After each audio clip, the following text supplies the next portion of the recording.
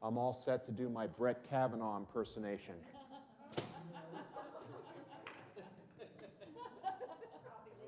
Nobody's seen this but my mother, and she told me it was okay. All right. Well, welcome, everybody. My name's Brant Huddleston, and you've all met me as your master of ceremonies for the conference. I'm delighted to be here, and thank you so much for showing up for this presentation, which is called My Journey from Fundamentalism to Freedom, with emphasis on the word freedom. Okay? So I want to start by showing you a photograph of me when I was 19 years old, okay? And I'm 62 now, so it's not quite the middle of my life, but I believe every great story starts in the middle. So that's where we're going to start.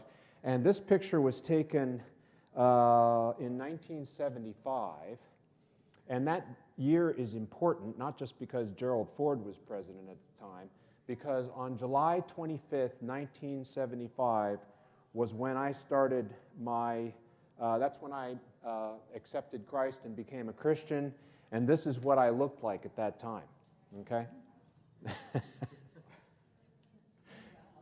So, pretty much everything that you assume from looking at this picture is probably true, okay?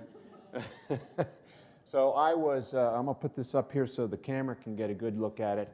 This, I was the lead guitar player for a popular local rock and roll band. I was fiercely anti-establishment, wildly rebellious, heavily into drugs and alcohol and sex, with emphasis on the drugs and the sex. And I was also a young man without any real guiding principles or life philosophy. And that wasn't because my parents had failed. It had more to do, I think, with the fact that I was the middle child of 6, and like a lot of middle kids, I tended to get lost in the melee. My father was the quintessential man of the 60s. He was emotionally distant, frequently absent, and either unwilling or unprepared to shepherd a young man into manhood. So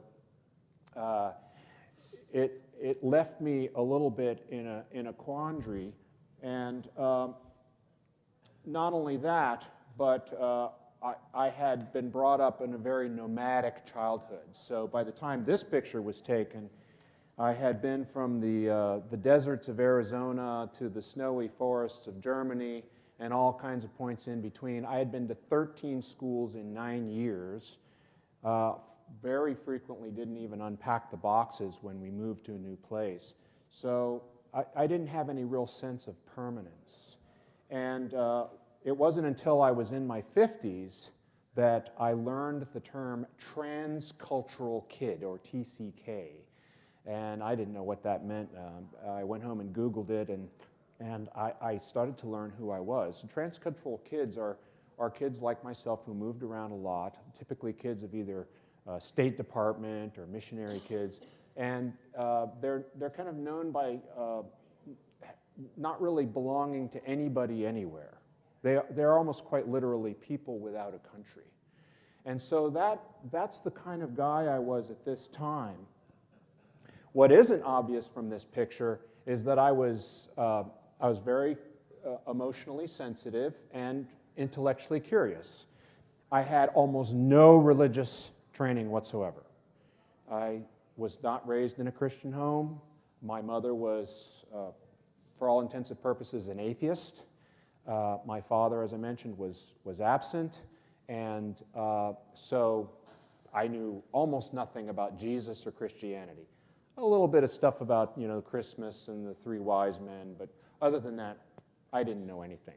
So when I was 19, I first started hearing these stories through actually the mother of my then girlfriend. Started to kind of tell me some of the gospel messages. So I started to gain some awareness at age 19. Now, on that hot July night in 1975, I woke up with having had a terrible dream. I remember this very vividly. In my dream, I was holding a doll-sized Jesus and slowly unwrapping the burial cloths from this doll. And as I pulled off the last strand of shrouds from his face and saw the face of Jesus, I was overwhelmed with a sense of damnation.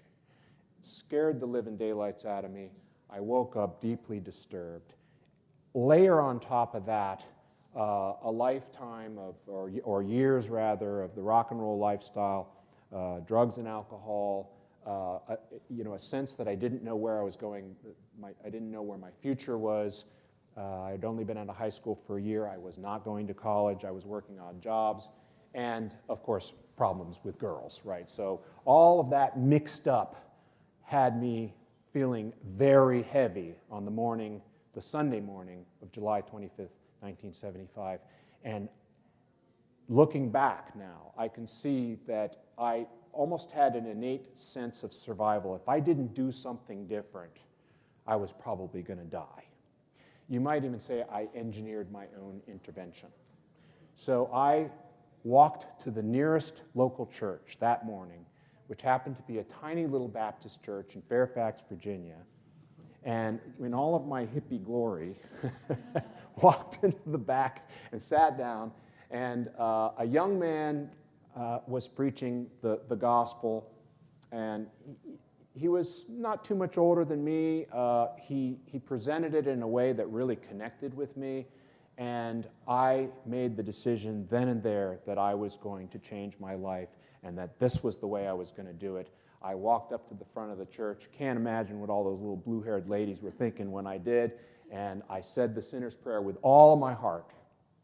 And that is the textbook example of how a person comes to Christ and gets saved in the Evangelical church. I went home that day. I remember very distinctly, went into my room, took out all of my stash, threw it out the window, dumped out all my alcohol, threw out my dad's Playboys that I'd stolen, and went to everybody in my family and said, starting today, things are going to be different. And they were. They were.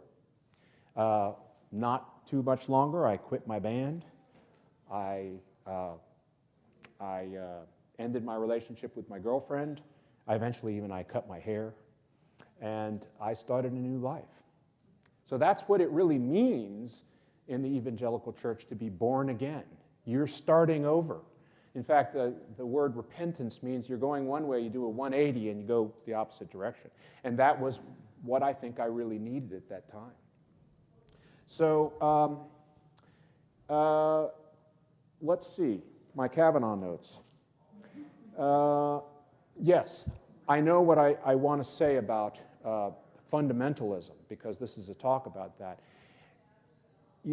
Putting that experience into context, you have to, the mid-'70s were the height of the so-called Jesus movement. And I don't remember the word fundamentalism. It isn't a word that I don't even remember hearing it back then, and I certainly didn't consider myself a fundamentalist. More likely, we referred to ourselves as spirit-filled Christians or born-again believers or very often charismatics. Now, charismatics are kind of known for their outward expression of their faith, the raising of the hands, speaking in tongues, being filled with the Spirit, and evangelism. I kind of think of charismatics as like, Pentecostalism for suburbanites. It's like Pentecostalism light. So, I was really drawn to that kind of outward expression. I'd been a rock and roll guy, so this was something that appealed to me. I said, I can connect with this. Doctrinally, charismatics are known for very strict Bible-based teaching, prophecy, demonic possession, heaven and hell, and evangelism.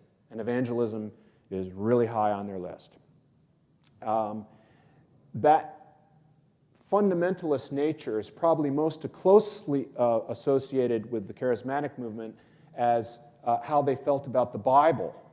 So the Bible was the inerrant Word of God. Everything that you needed to know was found in those 66 books of the Old and New Testament. And to go outside of the Bible was a big no-no, okay? So like Catholics, you know, with papal bulls and so forth, no, no, no, no, no. You didn't go there. We called the Bible the Word of God, or simply the Word.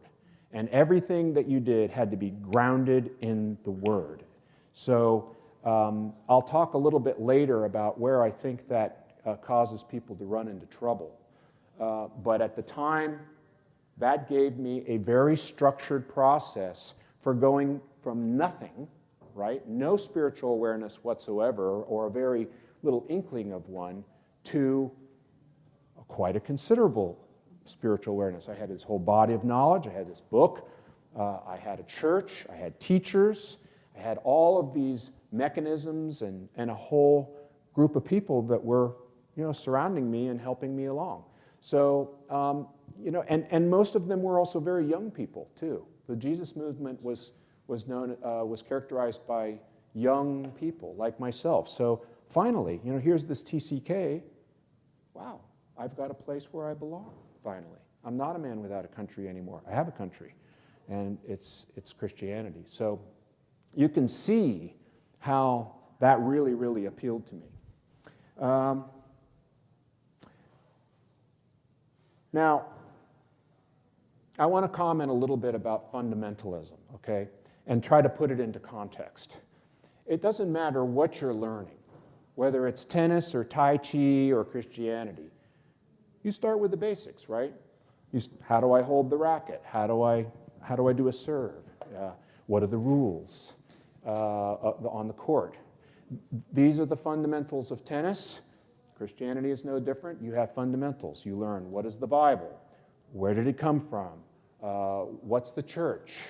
What's its purpose? What's my role in the church? These are the fundamentals of Christianity. And if you want to master anything, you got to start with the basics, even the mundane. You start there and you grow, okay? The issue that I have with fundamentalists is that they stop growing, okay? They lose that sense of mystery and that sense that spiritual awareness is something that's fluid. It's like a river that keeps moving, right? And at some point, they batten it all down, they tighten it up, they go from a question mark to a period, and they say, we've got it all figured out, all the I's are dotted and all the T's are crossed, we know everything, all the answers are found in the Bible, and you don't need to know anything more. And I don't accept that anymore. I think you always need to be learning. You always need to be growing. And I used the metaphor in the panel today about little kids who, in the 3rd grade, they are taught that you can't subtract a bigger number from a little one, right? That's how we start learning the fundamentals of math. And then when you get to the 6th grade, your teacher says, remember what we taught you back in the 3rd? Well, we got to tell you something else about negative numbers, right? You actually can subtract a bigger number from a little one, right? And then you go on, right? You go on to trigonometry and calculus, and then you go on beyond that. You go on to alternate universes and string theory and the dark mass and matter that's out there in the universe, and God only knows what's going on. Will 2 + 2 = 4 out where 96% of the dark matter and mass exist? I don't know. I wouldn't even try to answer that. I wouldn't even attempt to say that anything we know about science, like Newtonian physics or quantum physics, are true out where 96% of the known mass of the universe. I mean, this is a fact that people have won Nobel Prizes for, that only 4% of what we see in the universe, all the planets, all the universes, all the galaxies, all the black holes, every butterfly and everything only makes up 4%. Now, if you know anything about physics and science, you know that that creates a giant mystery. Anything could happen out there.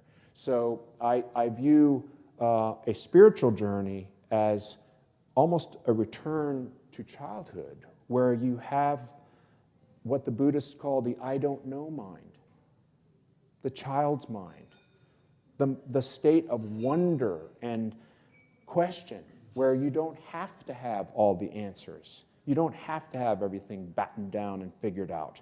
And that's something that I have had to work back to and let go of some of those hardened views that I learned in the Christian church. But I still needed to go through third grade, right? I had to, or I wouldn't be able to move on. I was coming from nothing. I had to learn about something, right? I had to learn about the afterlife, and I had to learn about the ideas of God, and I had to develop a spiritual awareness.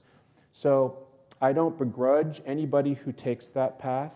I think it serves its purpose in the world, and I honor it.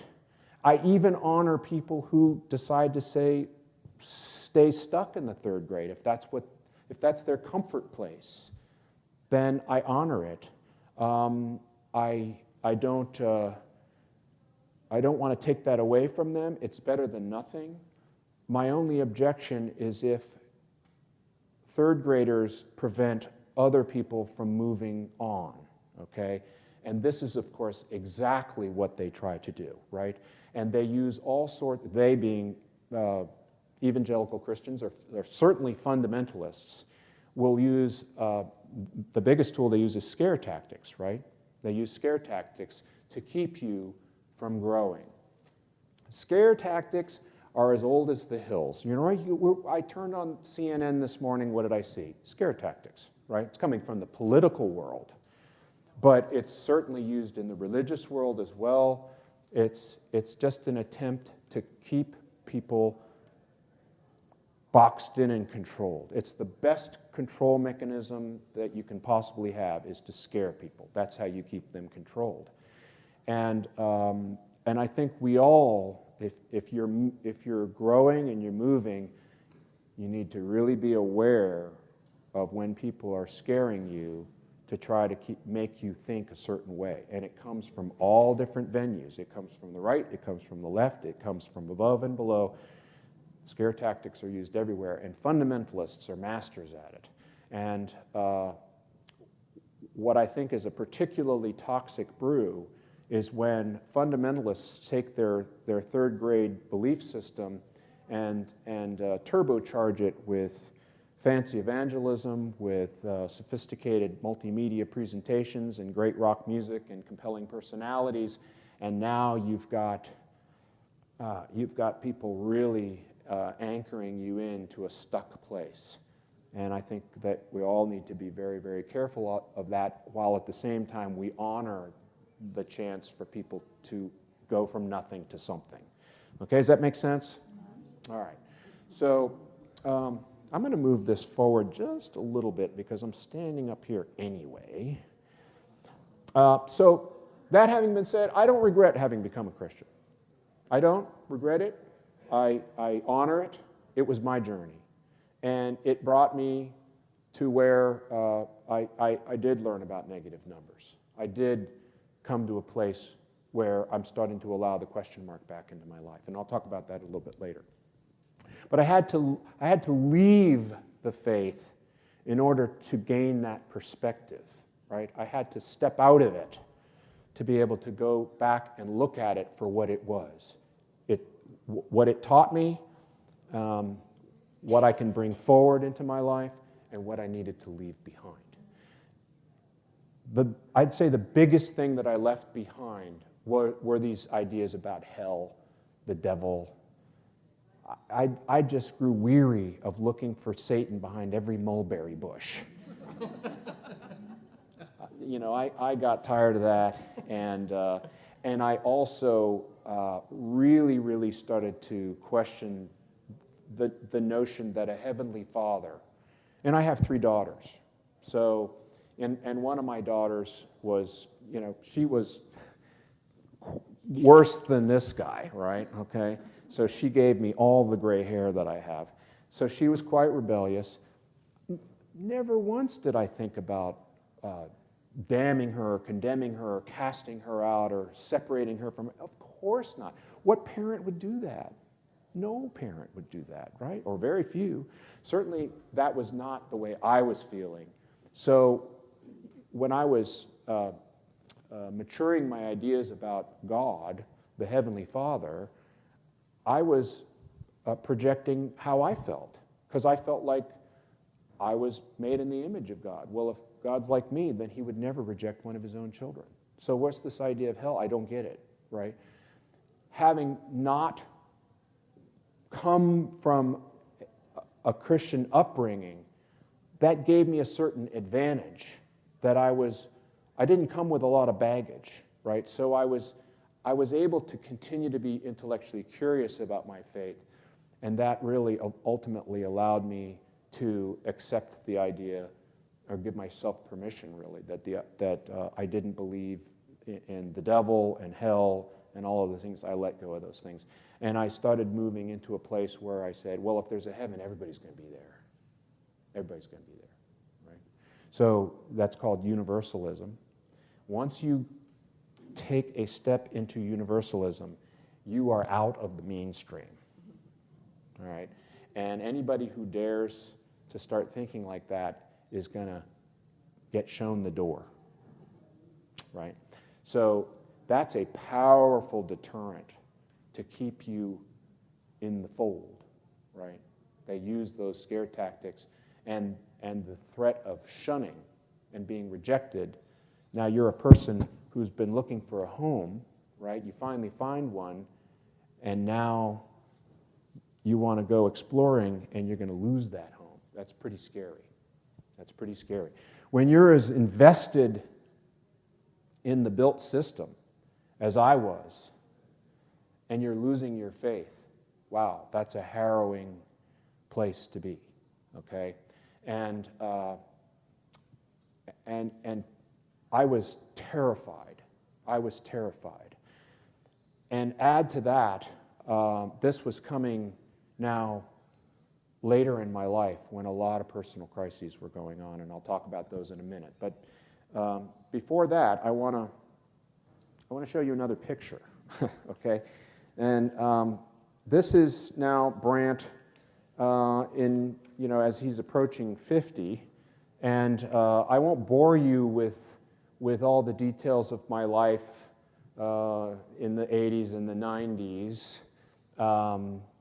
The highlight, unquestionably the highlight, was the wonderful opportunity to raise 3 beautiful daughters that are just like 3 gorgeous flowers in the garden of my life, each one unique.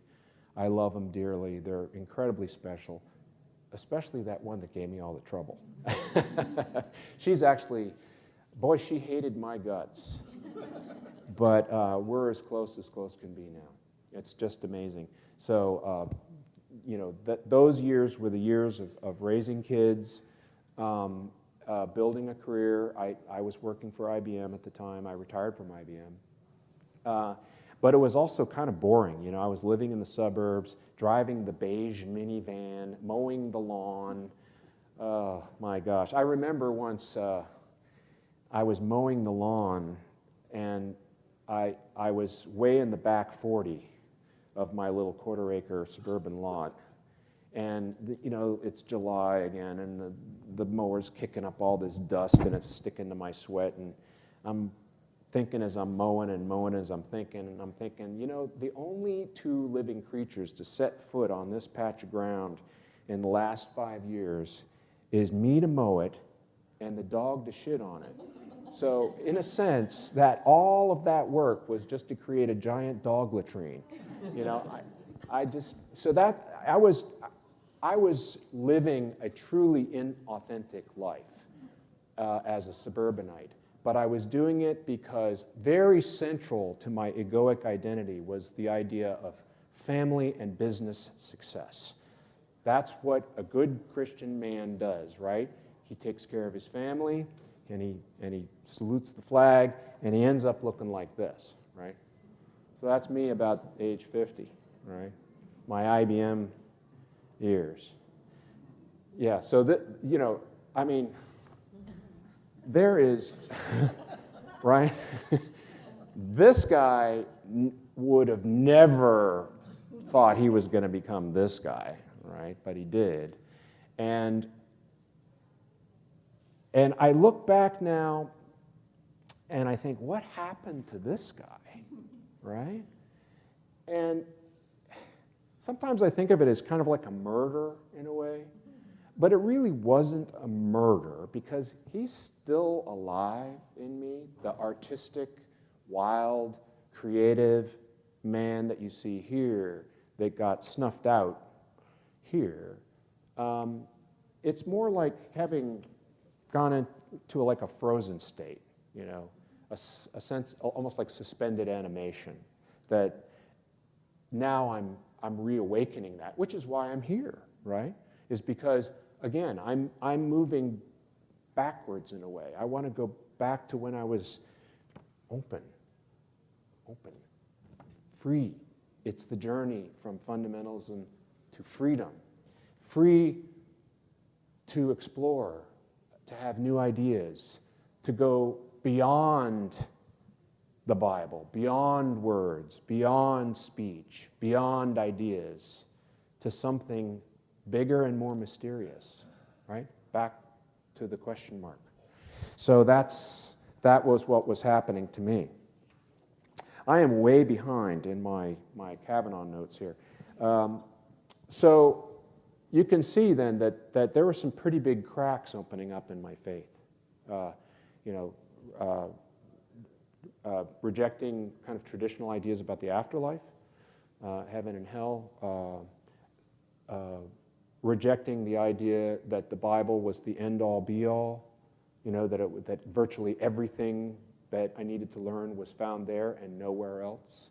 There were so many wonderful books that that were forbidden for me to read, like we mentioned this morning about Elaine Pagel's Gnostic Gospels. No, no, no, no, no. You do not read that book. And Bishop Spong, back in our days it was Bishop Spong. You know, we did not like that guy at all. Before I move off of fear tactics, why do they work so effectively? Well, you think about it. I mean, we're the product of 1 million years of evolution, right? Well, who survived? The anxious, scared ones, right? The chill, the pot smokers like me, we got eaten. It was the scared ones that survived. So kind of embedded in our DNA is a certain background anxiety that you have to kind of forgive yourself for because you come by it honestly through 1 million years of genetic coding. So that's why scare tactics work so well on us. Where, you know, they play to something way down in the marrow. Final comment on hell. I have a podcast called Dance Past Sunset. And one of my guests a few years ago was a Bible scholar named Gary Amerald. And he got on the show, and the title of the show is What the Hell is Hell? So he talks about hell, and he says that in our lifetime, we will see that word expunged from the Bible. So in credit to Christianity, I think it is moving. It is evolving as they learn more and more about the origins of the word. They are moderating it. And I mentioned Rob Bell's book, Love Wins. That was a real turning point for me reading that book. That gave me a new model for how to think about hell. He is a Christian pastor, so it's still a Christian book, but well worth reading. And it was kind of, you know, it was one of the books that was opening up these cracks in my faith as I was maturing. So I'm well into my 50s now, and a lot of the wheels are coming off, right? I mean, this guy, he looks like he's really put together, right? No. There was a lot of personal crisis in my life. That wayward daughter, she was giving me trouble. In fact, there was a suicide attempt. Scared the living daylights out of me. A phone call you never want to get as a parent, right? I was on an IBM trip to Denver, I think. I called home. The neighbor answers. Daughter's in the hospital. Terrifying. I left IBM to start my own business. It failed, so I had a business failure. So then I started going to work for other people. Those things didn't always work out so well, so some job losses. And then the ultimate crisis, for me at least, was the end of my 30-year marriage. That was a real heartbreaker for me. I remember sitting in my car sobbing the way little kids do, when they can't catch their breath. That's how deep my pain was. And I went into that place that the Catholics call the dark night of the soul. Boy, that's a tough place to be, That's a place where you feel so forlorn, so broken, and so abandoned by everybody, including God, that there's nothing. There's nothing. You can't see anything. It's the dark night of the soul. It's so black you can't see anything. But there's a wonderful piece of poetry that I won't be able to find very quickly, but it says that that's where hope, the light of hope comes. The light of hope comes when you're in that dark place. Jesus was in that place on the cross, my God, why hast thou forsaken me? Rumi was in that place where he talked about, let me see if I can find it very quickly.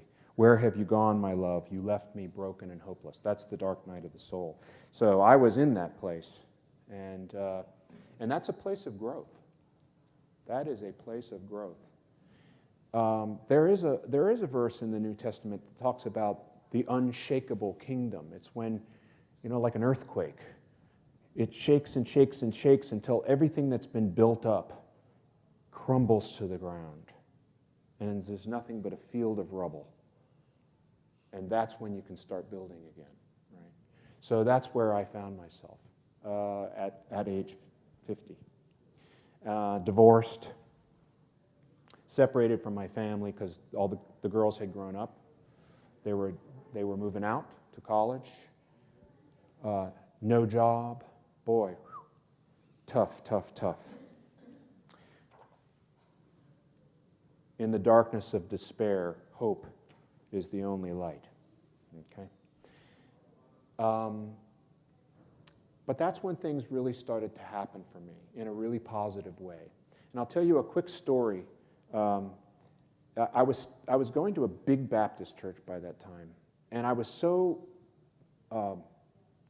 in such despair that I rode my motorcycle up to this church, and I went in and I said, I got to see the pastor, the senior pastor of a big Baptist church. And the secretary says, well, he's not in, but you can see one of the associate pastors.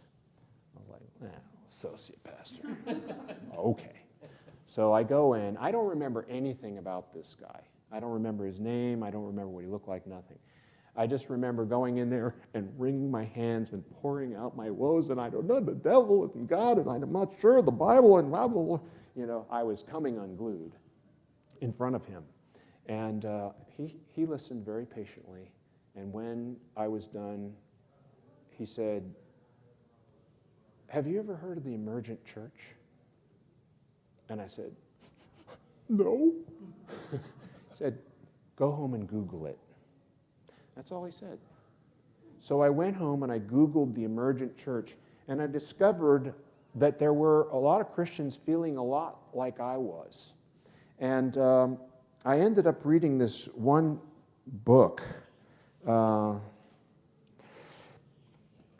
It was written by Brian McLaren. and it's called, I have to take a big breath here because it's a long title.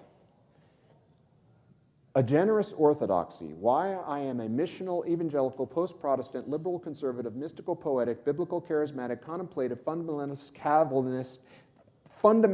Calvinist, Anabaptist, Anglican, Methodist, Catholic, Green, Incarnational, Depressed yet Hopeful, Emergent, Unfinished Christian. I said, hallelujah, I have found my tribe again. So I read a couple of books from the Emergents, and I never went back to that Baptist church. In fact, I didn't go back to church. I didn't go back. I guess I went to the Emergent church, but it didn't connect with me, so I was really starting to slide out. There were some really important ingredients that helped me unwind from my faith. And believe it or not, one of them were some really wonderful Christian friends that are still my dear friends today. Absolutely wonderful people that embody all the best of Christianity, all the best of the Spirit of Christ, if you will, the tolerance, the understanding, the love, the compassion, the openness. I think the important thing to understand about Christians is that they're human. They're human. They're just like any other group. You know, you've got your crazies, you've got your fringe element, you know, on either side. And when I look at Christianity today, I know that as humans, there's going to be the mean-spirited crazy ones, like the Westboro Baptist Church, and then there's going to be the really beautiful enlightened ones, like the Emergents. And I would recommend that you ignore the former and have tea with the latter. There are loud-mouthed, mean-spirited Christians that dominate the news, just like fringe elements from any group dominate. And I tend to ignore them. It's the quiet ones. Go find the quiet ones. Have tea with them. You'll find something really beautiful there. Contemplative Christians, mystical Christians who are on a beautiful spiritual journey. So while I am no longer a Christian, I view the Emergence as having shown me a way that I could be a Christian that was really beautiful. But I was heading to a place beyond Christianity. So that was one ingredient. I touched on some of the others, and that was this notion that not all the answers have to be answered, right? Not all the I's have to be dotted and the T's crossed. You know, that really has a tendency to concretize or harden your views as opposed to leaving them flexible and open.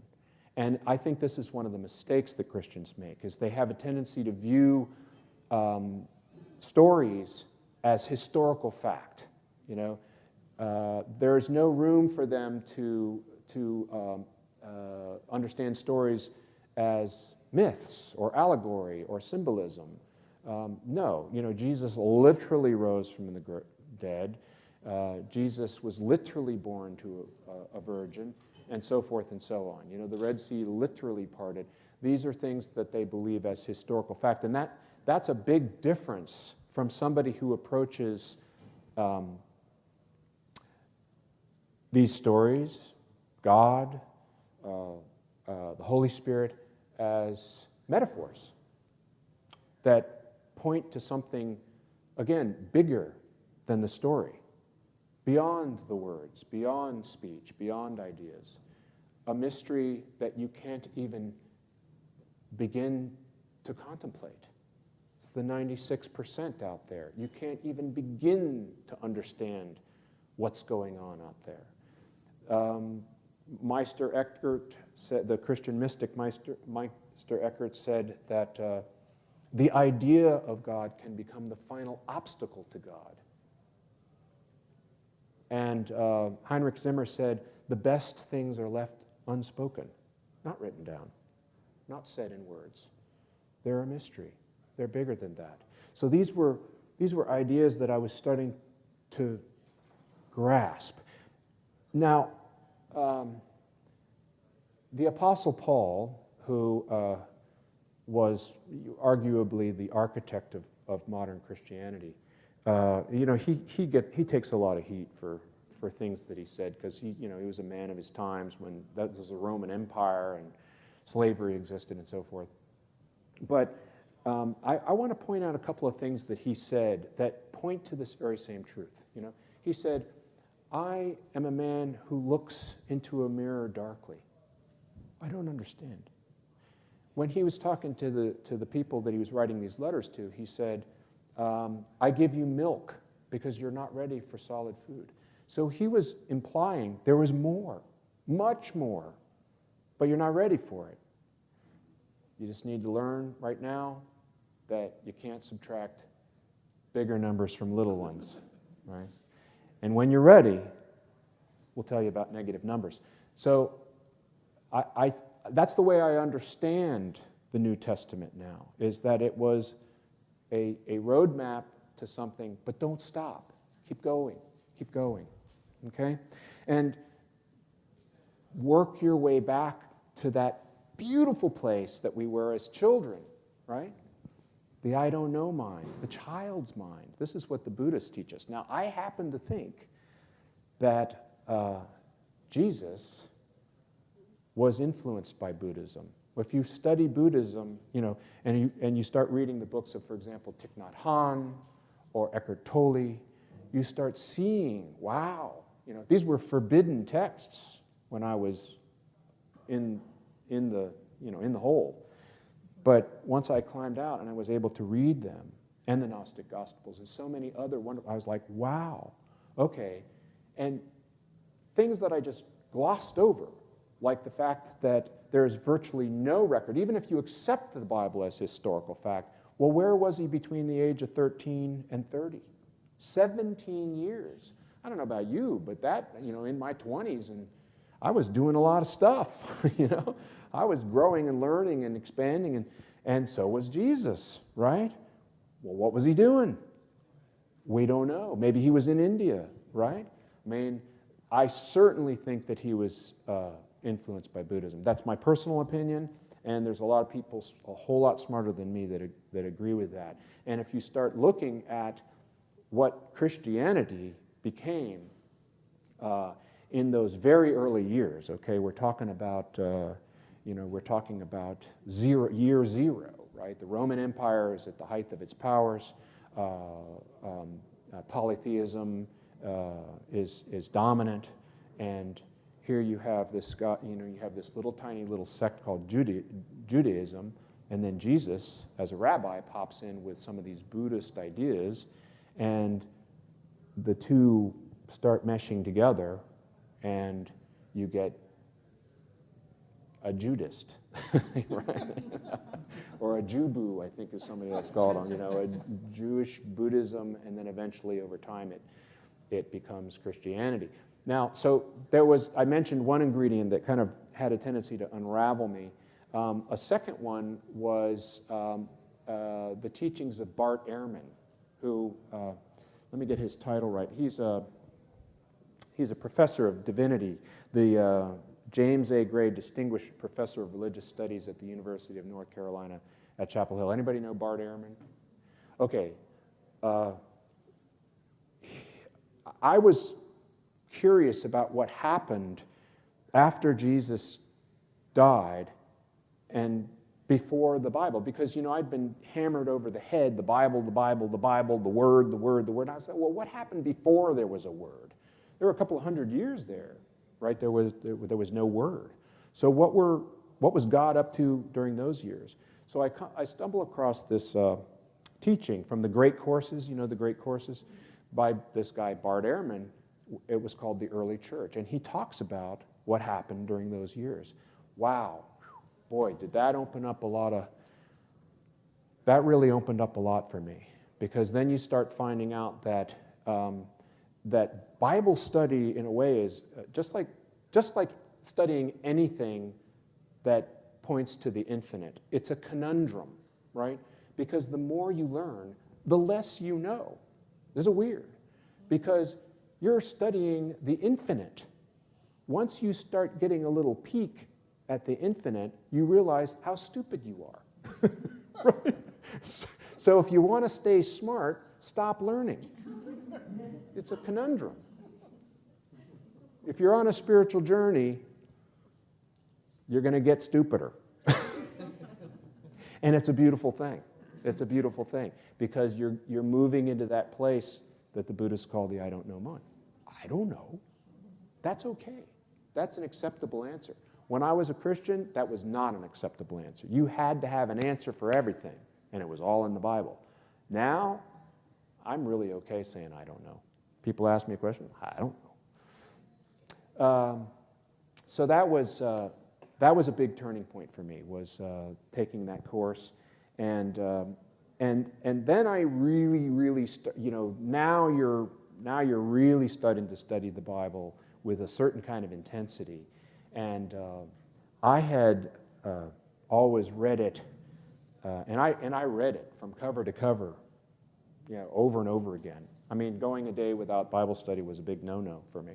So I was well versed in the Bible, but I had a tendency to read it with this uniformity, like, every verse applies to me equally. It wasn't until pretty late in my spiritual journey that I started to see, well, wait a minute. Those Old Testament books weren't written for me. They were written for the people of that time. And you have to view them as something written for that. You have to put them into historical context. And who wrote it, why did they write it, and who was it written for? Those are important questions that I wasn't asking. Another thing I wasn't looking at is I wasn't looking at the timeline. And I had a Bible that showed me when all of the books of the New Testament were written. Well, egads. I think the Gospels, they weren't written but 50 years after. I can't even remember what shirt I was wearing yesterday. Well, crying out loud, how can anybody remember what happened 50 years ago? Will you remember 50 years from now what I said here today? No, you won't. And so the idea that you could write down exactly what Jesus said 50 years after it happened was illogical. Terry Daniel does an amazing exercise that I recommend. I think she's going to do it later today, where she tells a Native American fable. She sends two people out of the room, and then she tells a Native American fable to somebody, and then she says, okay, now you go out of the room and tell it to somebody, and they're going to come back in and tell what they heard. And she does that 2 times. By the time you get to the 3rd time, the story is completely distorted. In a lovely way, but definitely distorted. I did this exercise. The first time I saw it, I think one of the 2 people that went out of the room was a African-American woman, about 25 years old. Well, once you have her tell the story in her style, her black African style, it was just hilariously funny and wonderful, but definitely not the story that you started out with. So this is, I think, called Chinese Whispers, or the game of telephone from when we were little kids. So that was another thing. I was like, wait a minute, how can this make sense? And the way Christians explain it, well, it was a miracle. I don't know if I buy that too much, right? So let's see. Final ingredient, I think, in my unwinding, in addition to really good friends, some great teachings and some books that I read, Bart Ehrman and the early church, was a crone. Crone, do you know that word? Crone, yeah, that's like the female version of a sage. So it's a person who's come into wisdom. And this woman was exceedingly wise. She came into my life about a year after my divorce. Didn't hurt that she was gorgeous. And very smart. And it was from her lips that I first heard the term the divine feminine. I had the traditional patriarchal view towards the Bible, towards God. I used, he. I like to have I like to have fun with evangelicals when, I have a chance to come over. I say, do you believe that God is a man? And they say, well, of course not. God could be either one. I say, okay, good. Okay, so for the purposes of this conversation, whenever you want to say God the Father, I want you to say God the Mother. Whenever you go to use he, use she, just for fun. They can't do it. They go, they get so stuck. But if you can do it, boy, does it open up new neural pathways when you start saying God the Mother and she instead of God the Father and he. It's really amazing how it changes your brain and the way you feel about things. God is, if you believe in God, is he, she, both, and neither. Is something, like I said, or Meister Eckhart said, don't even go there, really. It's the final obstacle to God is when you start trying to put a name or put that person in a box. But back to this crone. She was the one who introduced me to Bart Ehrman. And she really helped me to see how men tend to engage in the world. And I put it this way. We tend to walk around like this, right? We see everything through the logos. Everything's kind of tend to be logical. We tend to be somewhat divorced from the rest of us, right? Our bodies, where the chakras lie. And I think a mature person is somebody who has integrated this. And they've got this beautiful flow between the head and the heart and the chakras and up and down. You become an integrated person. And I was not. I was definitely walking around in the world like this. So she started to show me that the transcendent mystery that we've been talking about really does reside in the body. And I then began to see how my disconnectedness from the feminine had led me to a great imbalance. And it's an imbalance that the whole earth really groans to solve. And we suffer. We suffer because of this imbalance.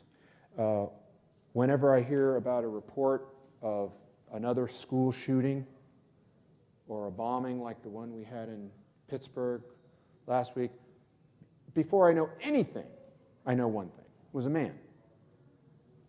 It's always a man. Very rarely is it a woman who's pulling the trigger or lighting the fuse. It's a man. And I would like to see this become part of our narrative, that we start understanding. And I have a strange story to tell about one time I was in the city and I saw a possum walking down the sidewalk. And I was like, why is that possum in the middle of the city? Well, it's because something has gone wrong, right? Something has gone wrong in that possum's natural habitat. Either it's losing its habitat or it's sick. Something's gone wrong or it wouldn't be there, right? It doesn't have access to its natural food sources. Something's gone wrong. And I think that when we see these school shootings, when we see how men have almost wantonly ravaged the earth, right? And we have the resulting climate change that you heard the speaker talk about last night. I see this as a consequence of this imbalance, that men are not in tune with the divine feminine, and they need to be. They need to get that integration going back again. And it's hard work, guys. It's hard work. It doesn't come to us naturally. You have to work really hard at it. And I would recommend some books in that regard, and this crone introduced me to one. Sam Keene's Fire in the Belly is a good one. Iron John by Robert Bly is a very, very good one. So those will help you start to understand how to do this integration. And then you got to work at it and listen, pay attention, because women have got a lot to teach you.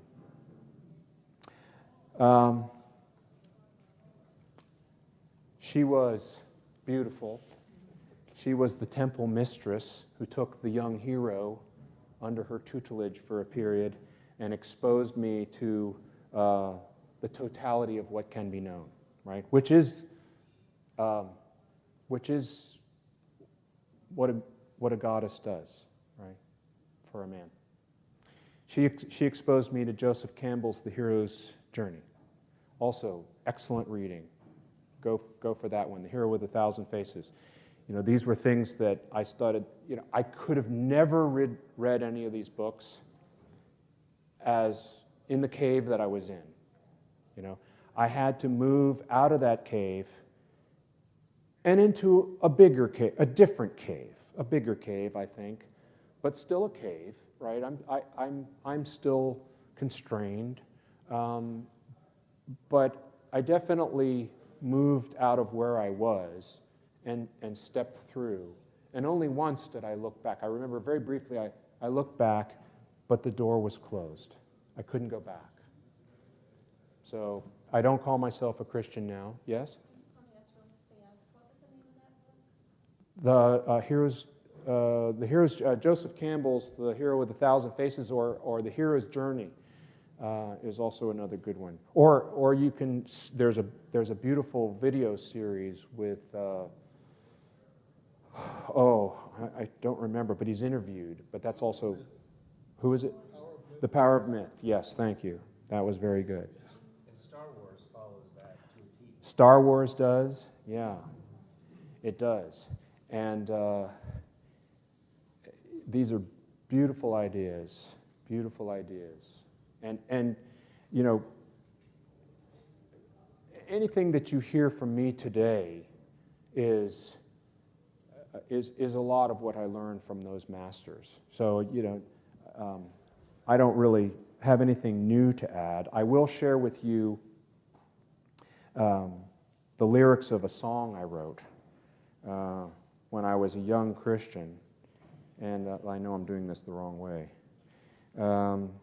I was quite a prolific songwriter, and even back in the day, you can see that I was open to certain ideas. And let me find these lyrics, even though I should know them. I should know them by heart, but I don't sing these songs anymore. So,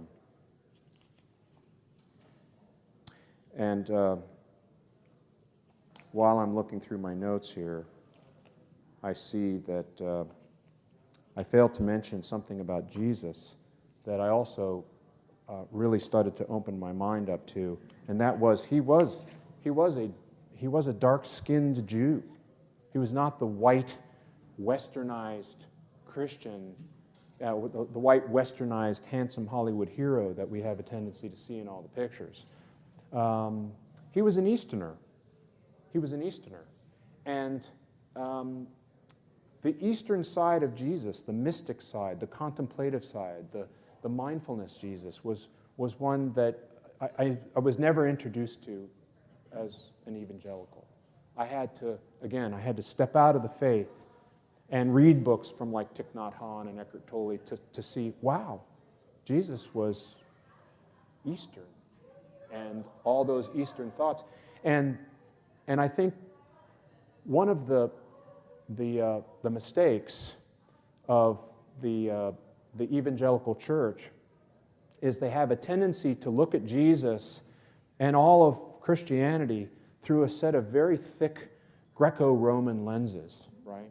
So if you understand the timeline, and this is something you learned from Bart Ehrman, is that, you know, Christianity was a little nothing until it was picked up by Constantine in the 3rd century, and then it got into the Holy Roman Empire, and then it went all around the world. Now, of course, after, you know, the 3rd century, you had the dominance of Greco-Roman thought, right? You had Socrates, you had the ideas of democracy, and so now kind of everything that we see now in the year 2018 is filtered through the last 2,000 years of that thought. You know, it's about war and conquest, law and order. That's why Christians have a tendency to see the Bible as a book of laws. Verse, chapter, verse, right? This is the way they think of it. They fail to see the Bible as a grand story with an epic sweep and grandeur. And that's the way it was originally intended to be. So whenever you find a Christian who pulls out one little verse and starts slapping you around with it, you're dealing with a legalist, right? They have failed to see that verse in context. And this is something that has a lot to do with the fact that it's written down. A little footnote in my journey was, I mentioned that I would study the Bible. I got it on tape, right? And I would drive. I was selling for IBM. I was long drives. I would play it on tape. When now, instead of the Bible coming in these holes, it's coming in these holes. And instead of reading 1 or 5 verses and quitting, I was driving and hearing a whole book as spoken. Totally changed the way I heard the Bible, right? Totally transformed my experience with it and opened me up to the idea that we were dealing with a mythic story. And that is not something that you get when you're just reading it written down and hammering people over the head with, Galatians 2:20, boom, boom, boom, like a hammer. That is, I think, a mistake that they make. We mentioned Joseph Campbell, one of my favorites, and he said that religion is an inoculation against the mystery, right? You're stopping yourself up. And I think you'll hear that theme hinted at in these words that I wrote for this song. I'll spare you singing it, but I'll tell you the words. Oh, well, I need a guitar to sing it, so next year, I'll bring my guitar. Now, this says, Jesus was a carpenter. He worked with wooden tools. He had a way with prostitutes, and he could talk to fools. And he ate lunch with beggars, although we might not stoop quite that low. But if we did, I think we'd find we're higher than we know. I don't want to lose you. I don't want to confuse you. But don't get lost at religion's cost when simple faith will do. Now, Jesus was a Christian, although he was born a Jew. And then they made him Catholic, but he was a Baptist too. And he was there at Pentecost when the Spirit fell from above. I'm just glad there's no name tag on his redeeming love. No names, no words, no speech, beyond ideas. That's my story. So I will end in the middle, where all great stories start. I'm halfway through my journey. I have a long way to go. I'm still growing and learning. I'm working my way back to that question mark. And I want to close with a beautiful poem by the Persian mystic and poet Mansur el-Hallaj, who, like Jesus, was killed for telling the truth.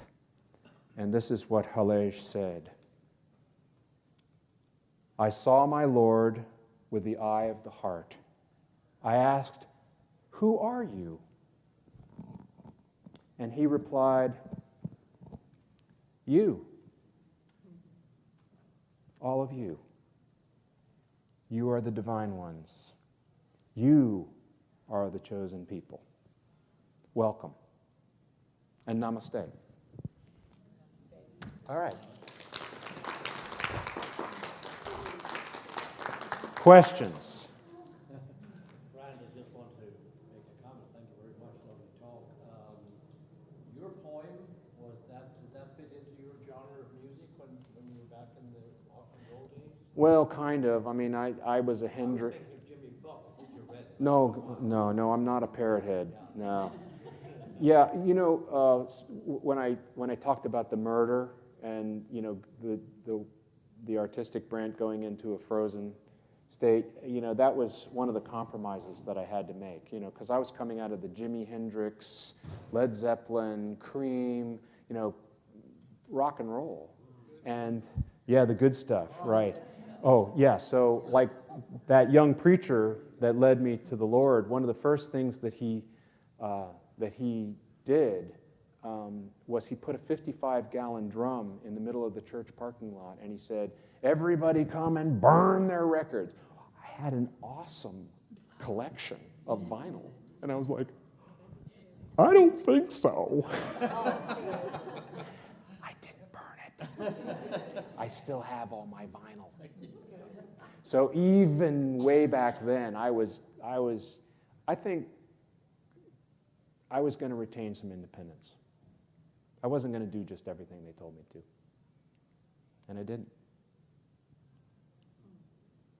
So no, I compromised my music. I toned it down so it was acceptable for the times. And that's kind of a shame, but it is what it is.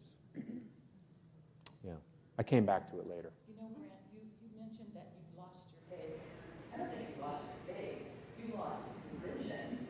You got your faith. Yeah, thank you. That's very true. Very true. Thank you. Have you ever read Richard Rohr? He's Franciscan. I believe I read a beautiful book by his about abundant simplicity, I think it's called. Beautiful, beautiful book by Richard Rohr, yes. You would start reading Falling Upward. Falling Upward. I've heard of that one. About the first and second half of your spiritual life. By the first half of your spiritual life, you're building the container, he says. You're building the container. You need those basic things that you got. Mm-hmm. How to hold the paddle and Right.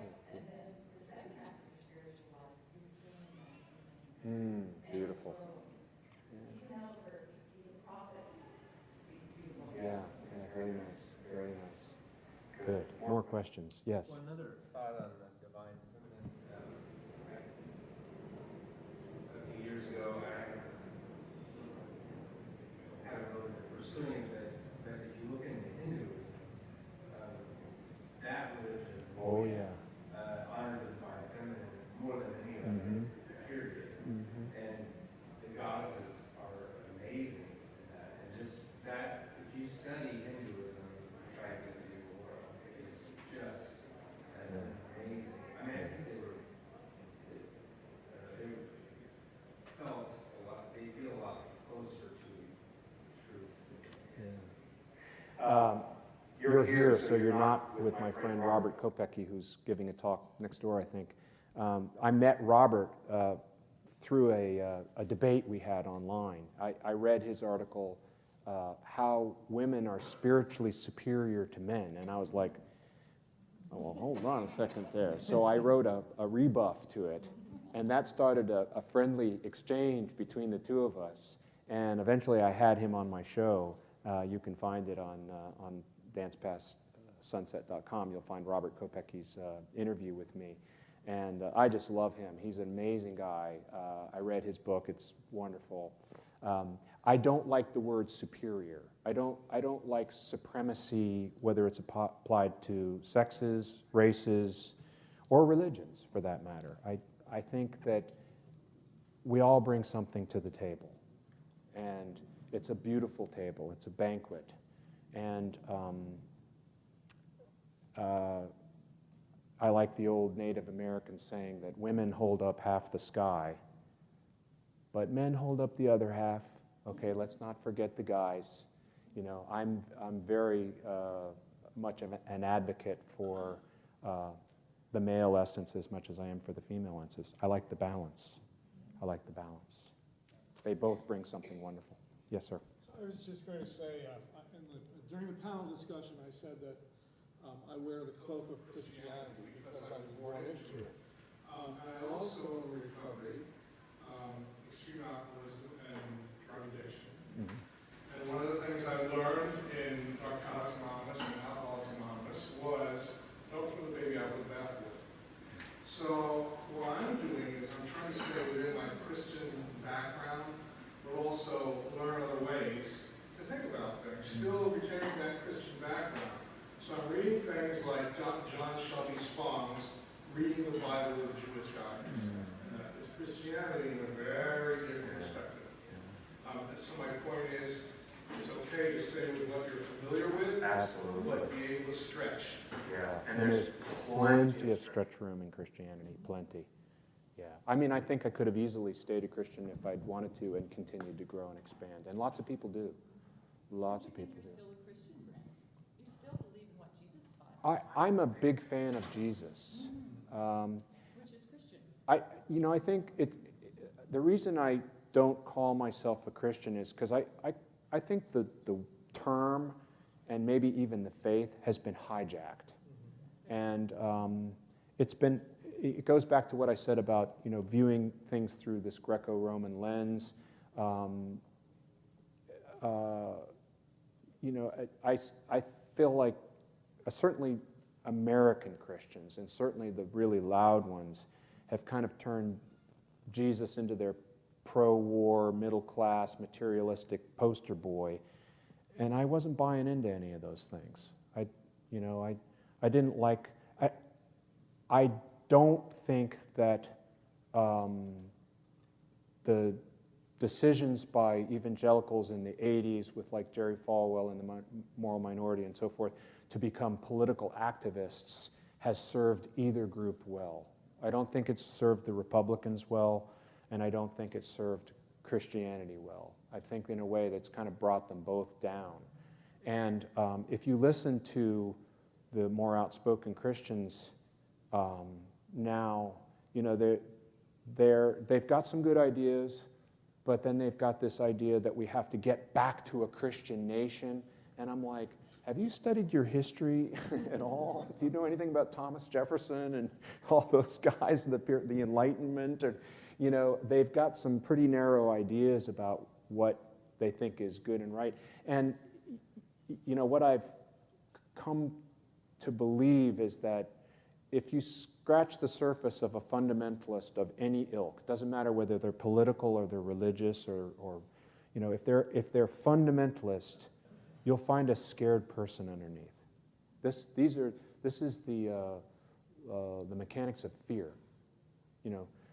Terrified of losing their culture, terrified of losing their faith. I know I was terrified.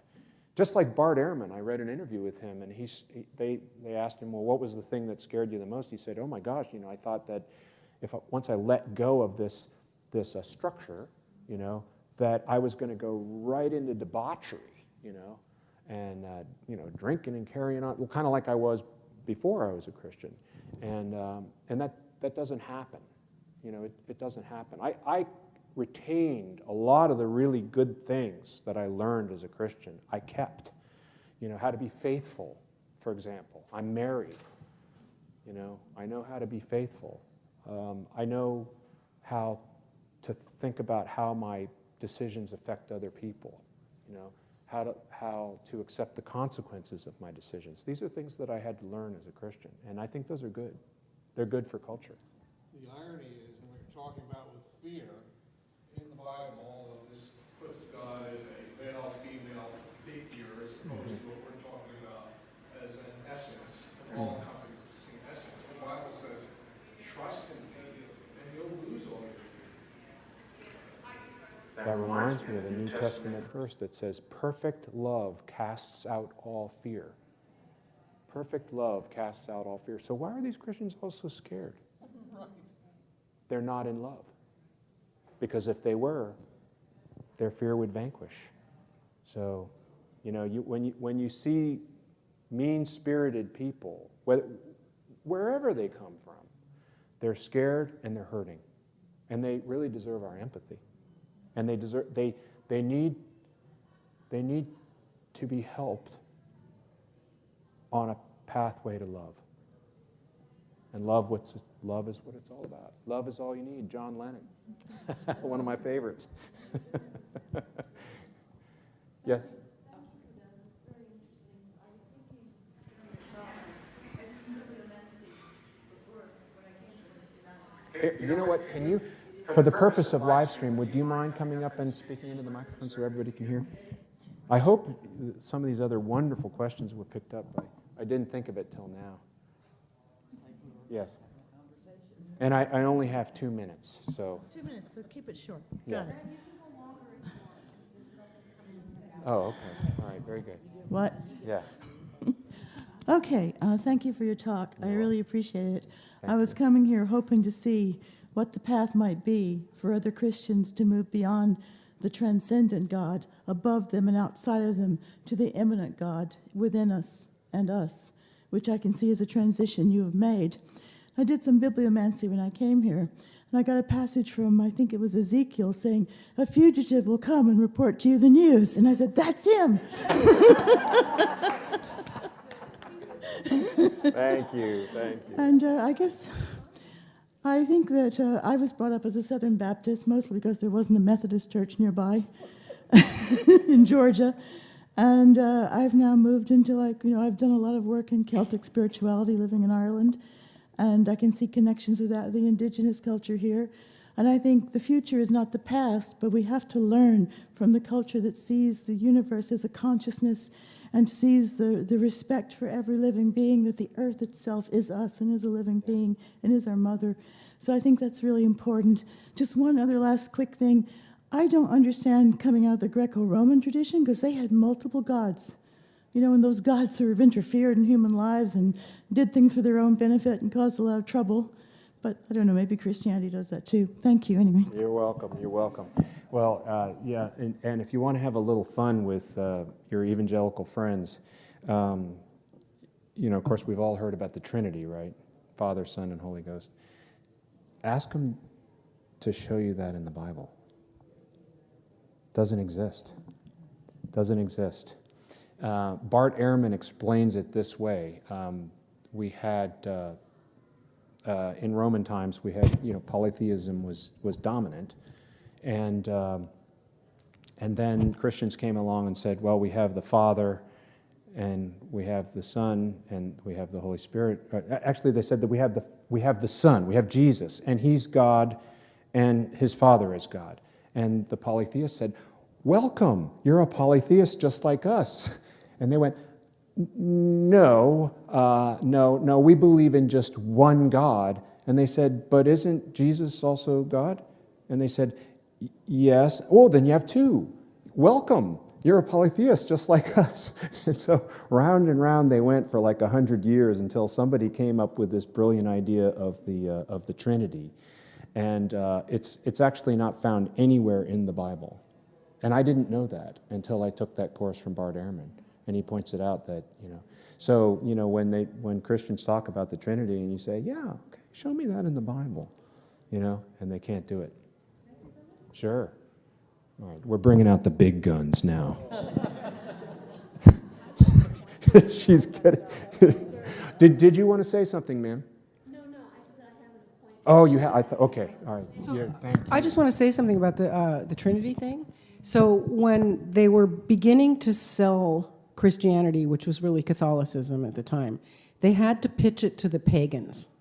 The idea was to sell it to everybody around the Roman Empire, and most of those, they were either Jews or they were what were called pagans, and they had the polytheistic thing. So part of the reason that when they were formulating the church doctrine that they came up with the Trinity is because the polytheists would understand it. Right. It was a marketing ploy. Mm-hmm. It was, yeah. Well, good salesmanship goes a long way.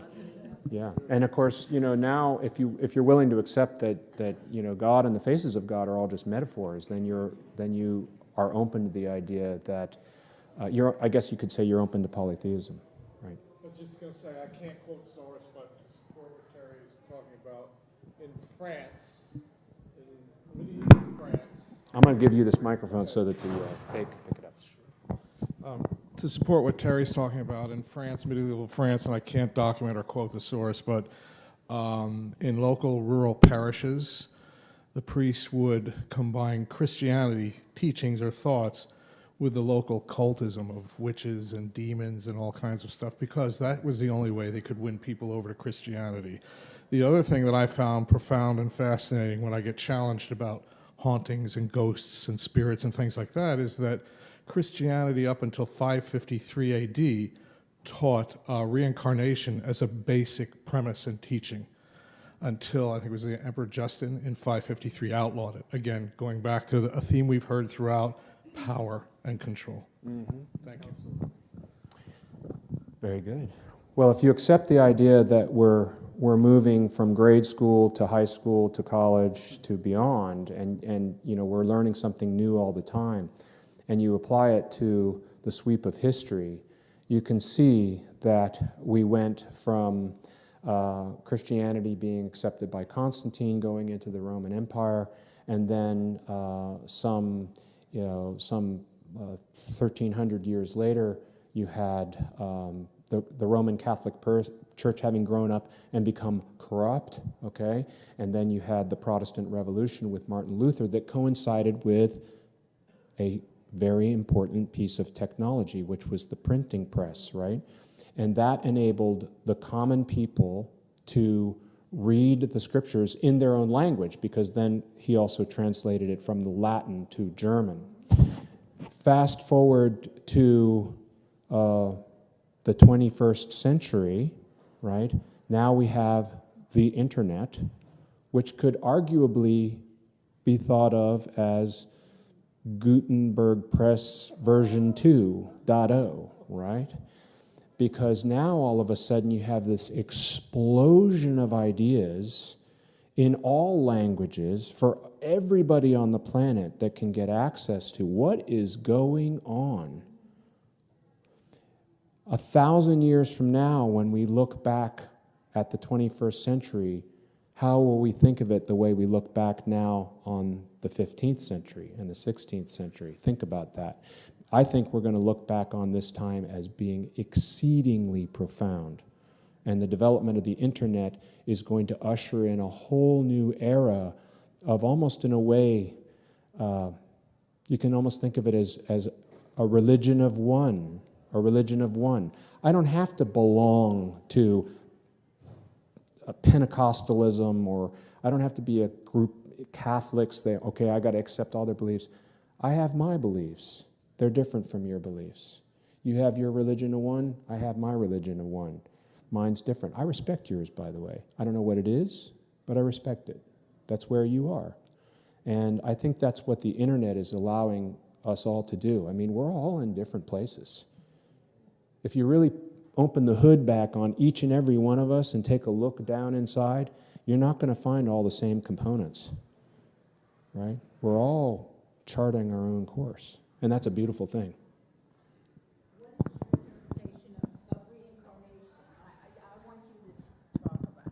The question was, what is my interpretation of reincarnation? Wow.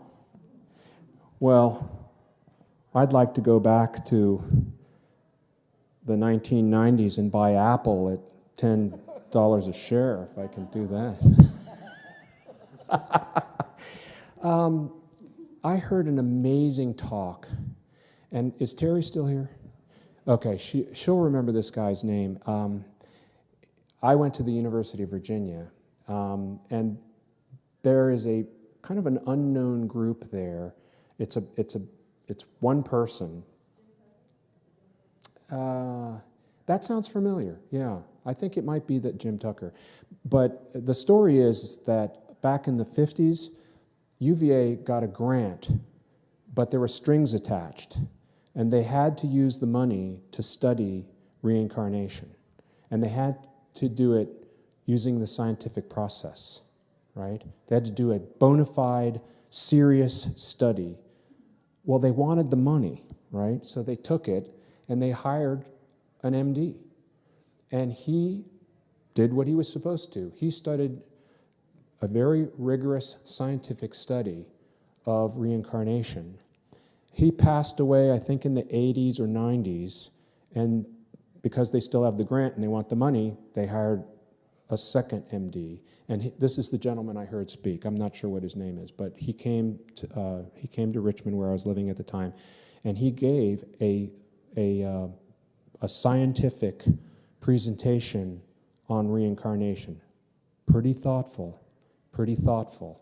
I mean, they're coming up with some very, I have an engineering degree, so I look at this scientifically, and so I'm open to it. I'm definitely open to it. What I found fascinating about his talk is that at the end, one of the students said, well, when is the medical establishment going to finally get on board with the idea that reincarnation has some scientific legitimacy. And he paused for a long time, and he said, you know, I don't think it's going to come from the medical sciences. I think it's going to come from the world of physics. And the student said, physics? Why physics? And he said, because modern physics scientists are dealing with all that spooky science. Alternate universes. I mean, you read anything by like Stephen Hawking, and, you know, he said there's no evidence of God, but, you know, again, I look at that and I think, you know, how can you say that? But, you know,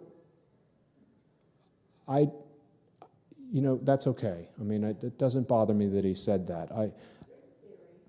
It's amazing, and those, you know, the sympathetic elements, but there's so much stuff going on that they don't have a freaking clue. It's the spooky science in the world of physics. That's why this guy said that that's where the opening will come in, is from that area. And I think he's right. I think he's right. God bless Stephen Hawking, but I think he was wrong. There's something out there. I know because I saw it on television. The truth is out there. What was that show? No, the one where they... X-Files, yeah, the truth is out there, right, yeah. More questions. I love the questions, so bring them on. Good stuff. All right, next year I'm bringing my guitar. Yes, okay, please, hold on a second. So I have a 12-year-old son, Yeah. and so I just wondered if you had any ideas for me about how to get him to live outside of this. I do, although I'm afraid you might not like my answer. Okay, and I'm only repeating back what I learned from Robert Bly and his book Iron John, and prior to that, the one I mentioned, Fire in the Belly, and others. I've read many others, and what these men say, and I believe them, is that boys cannot learn how to be men from the world of women. They have to learn it from men. And one of the things that's gone wrong, and why we have school shootings and all of the possum walking on the sidewalk where he doesn't belong, and men with these outlandish, violent, horrible acts, is because they are out of their natural element. They're out of their natural element because after the Industrial Revolution, men vacated the household. Okay, prior to that, right, a boy would stand by his father's side in the field and learn how to be a farmer or how to make shoes, and they were tutored by men, and they learned how to become men.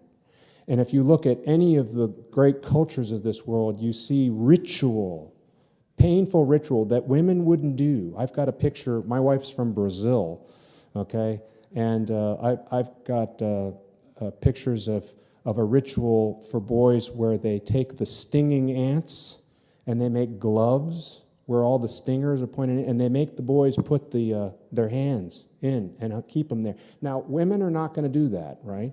This is the men doing this. The interesting thing is they learned that it's horribly painful. It's horribly painful, and then the boys plunge their hands into cold water. What they learn later on is that those toxins actually give them a life of health. They're cancer preventative.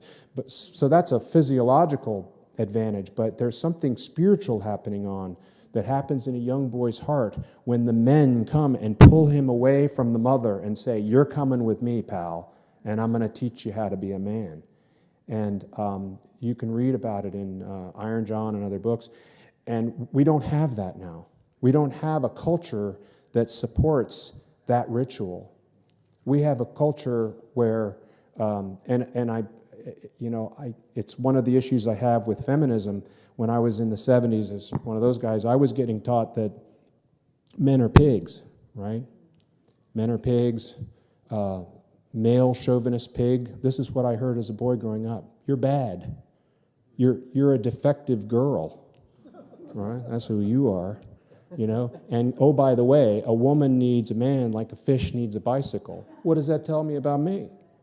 I'm worthless, right? And if you're a young boy and you're hearing that message and you're watching television and every single commercial you see come on has the man as the buffoon, the comic foil, the Flintstones, who were the smart ones, the women. Yeah, it's really, really tough. But it's not a popular notion. I mean, I hope I don't lose any friends by saying this, but I really think that your 12-year-old son, is his father still in his life? Support the father. Support the father. Encourage the father to, and let go. You have to let go. Okay. Yeah.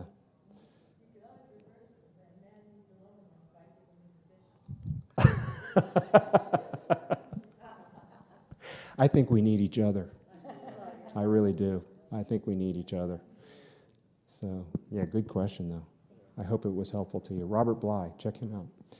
Yes, ma'am. I have a son, and the way I have learned to balance it, because I was a single mother, and I now look at him as the other side of myself to balance it. You know what I'm saying? Because he's a man, and we have our issues, but when I look at him thoughtfully and emotionally as the other side of me, which to me he is, we get along a lot better. Because I understand him.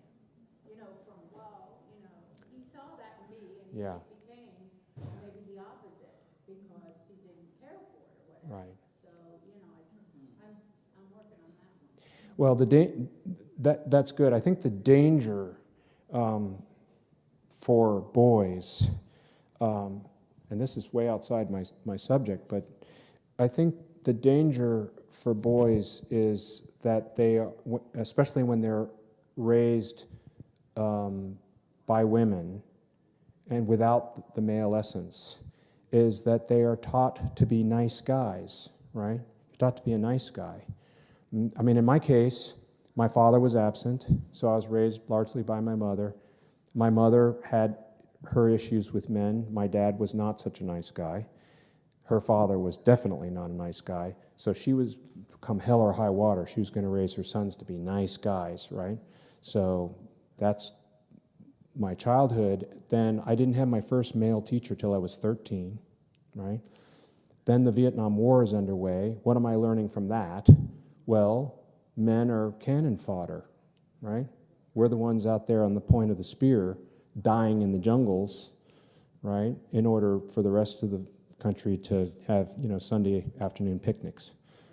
And then the feminist movement was teaching me that I'm a pig. So all of these things combined, before I was, 20 years old, I was learning that I was bad.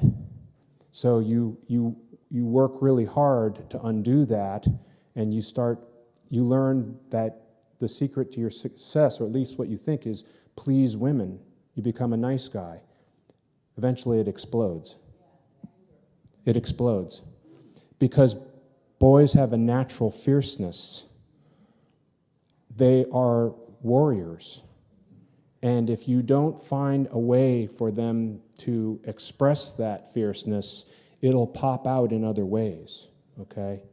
And eventually it bubbles up. And that's where you start getting this violence, in the streets. The school shootings and all this kind of stuff. I put my finger right on that. Right on. This is a problem with men. It is a male problem, and men need to fix it. But there aren't men to fix, teach that There are, but it's a really, really hard time right now to stand up and be an advocate for men. As a matter of fact, I'm surprised that Terry Daniel hasn't come up here and collared me.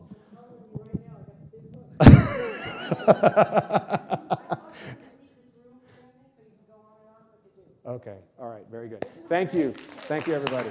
Appreciate it.